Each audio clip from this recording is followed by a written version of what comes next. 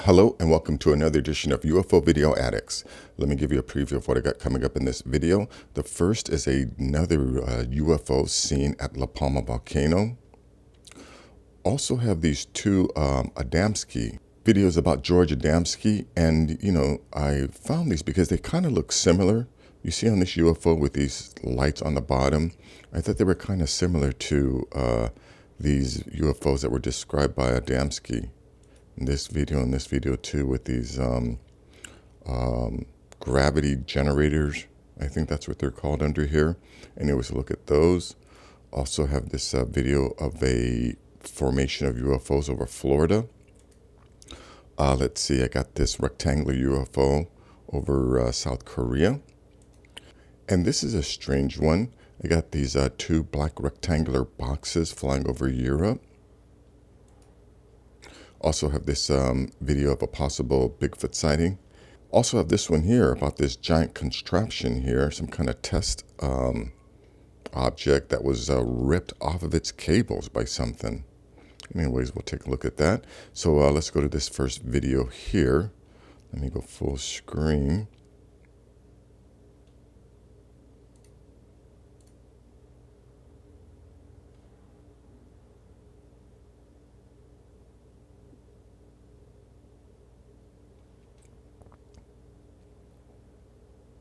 This whole video, that's basically it, the whole thing, and they just keep going over different filters and things like that. But one thing about this video that I noticed were these lights on the bottom. So I went and found these videos about George Adamski. And in this video here, it's supposed to be, I think, several different UFOs that, I don't know if he filmed them. I'm not too sure the contents of this video here, but I think these are supposed to be some photos and videos that he took. And looking at some of them, they're definitely not authentic. Some of the videos, it seems kind of fake. Let's see, here's another video. It's similar. Let's see. This is the guy George Adamski.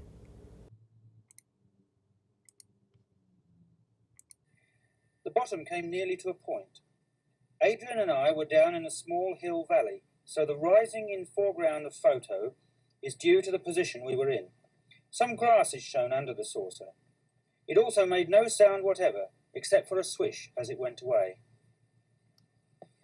Leonard Cramp. Let me see. Let's see.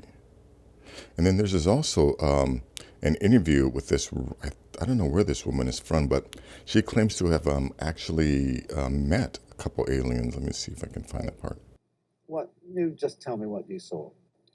Well, this was one ordinary day. I was waiting for my husband to come home from work, and my two sons went to Cypher to school, and I was getting changed, and I heard this terrific noise. It was just like a giant cauldron of water being poured onto a fire. A shh sort of noise, And the first reaction was, oh, the children. I thought maybe a plane was crashing or something like that. And I slipped my jumper on and went outside to find my two sons lying flat on the ground in the garden in front of the house, shouting, "Mummy, Mummy, there's a flying saucer." Well, naturally, I just said, "Come on, don't be stupid. Come in the house." But felt sort of a strange sensation. Wended my way up the side of the house to where we had a pump where we used to get all our water from, and automatically looked up to see this, all I can describe, this huge Mexican hat. It was stationary, this thing, and it was bright silver in color, and it had a dome. It was tilted to sort of, I could see the occupants in it. You saw people in it? I saw people in it. There were two people in there. These people were beautiful people. That's the only way I can describe them. They had long golden hair, like a page boy bob, just like the old kings. You used to see photographs of the old kings. And the color of the hair was golden. Now, I was really... What were they dressed in? they had a sort of a polo neck jumper affair, like a ski top suit, in pale blue. Now, these people weren't sat behind, one behind the other. They were sat together, but this, whatever it was tilted so that I could see them and they could see me. Were you looking at them through windows, through portholes? Or? No, not portholes. It was just sort of like a cockpit, I suppose, that had this perspex or glass or whatever it was. They could see me anyway, and I could see them. And they had beautiful faces. I shall never forget their faces as long as I live. Their foreheads seemed to be a bit larger than, the bottom of their faces as normal people you would expect to see. But maybe this was just whatever they had around their heads, which was like a transparent fishbowl. And they just looked. And I was absolutely paralytic with fear. I couldn't move, although my mind was ticking over. And they looked so sympathetic that I was just mesmerized for what seemed to be, ages, but it could have only been... Well, I find it very interesting that she said that they had that page boy haircut, and how that was a part of our culture. But anyways, check out, I think there's some other stuff, descriptions of UFOs in this video.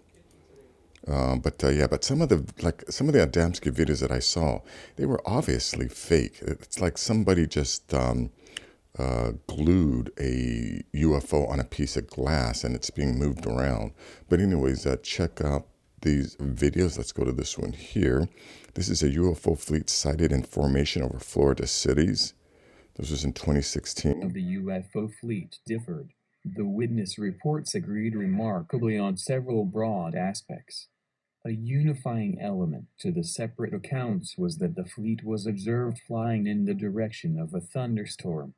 The report filed with MUFON by a witness in Wesley Chapel appeared to confirm that the fleet was flying in the direction of Wesley Chapel. Anyways, that's that. And how often does this shape UFO filmed? Anyways, link to this will be in the description. Let's go to this one here. This one, not the most exciting.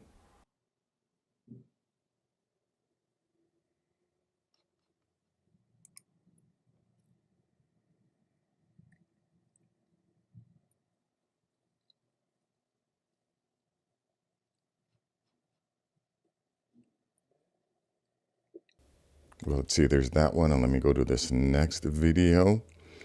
Now, this is a video that, I've been searching for a long time for this one, for the YouTube version of this, not been able to find it. The question is like, where was this taken from? Was this taken from the International Space Station? Like, what was up this high that was able to take this? But anyways, check this out.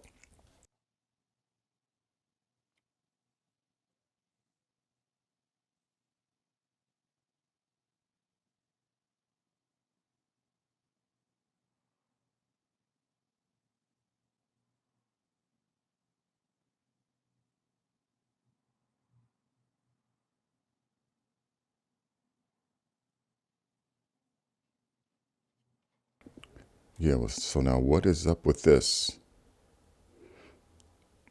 Now, when this first came out, there were people who said that these were just two satellites that were just basically going around the planet. And initially, I bought that, but looking at this now, I don't think these are two satellites.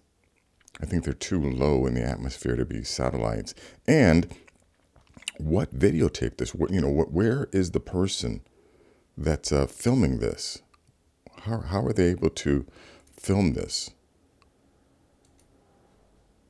But anyways, a link to this will be in the description. Let's see. Let's go to this one here. This is a short video, possible Bigfoot sighting. Let me just go full screen on this one.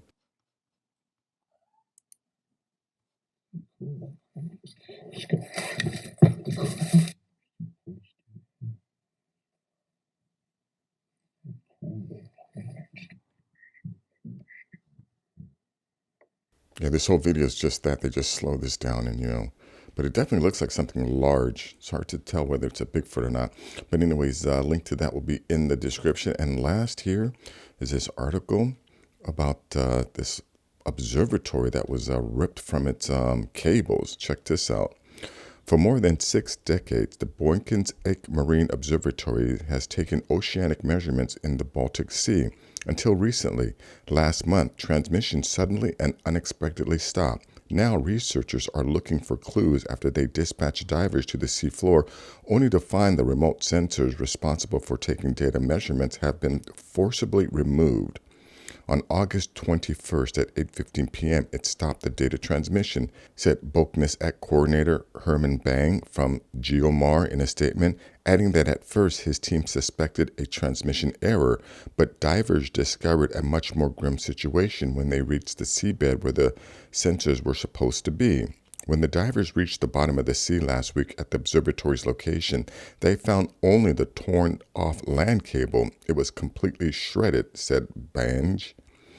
Every month since 1957, scientists have been measuring environmental data like temperature, salinity, nutrients, chlorophyll, and oxygen in the precise location of the Eckernford Bay off Germany's Baltic coast, giving researchers a deeper understanding of environmental conditions in the southwest Baltic Sea.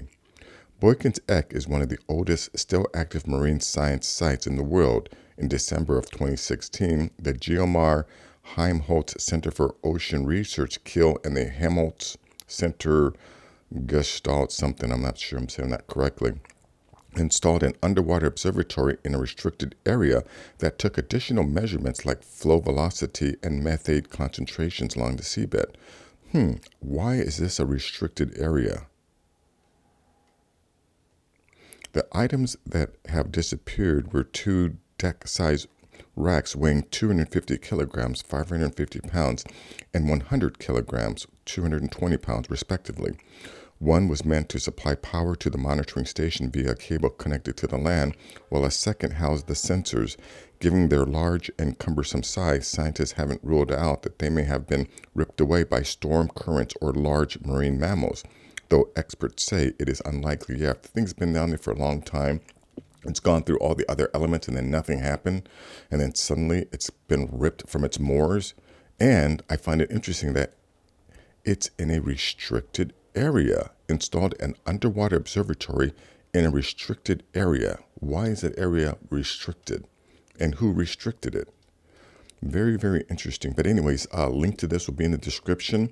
Check it out. If you like things like this, please give this video a thumbs up. Please like this video. And if you're into this stuff, please subscribe. I have more things like this. Take care.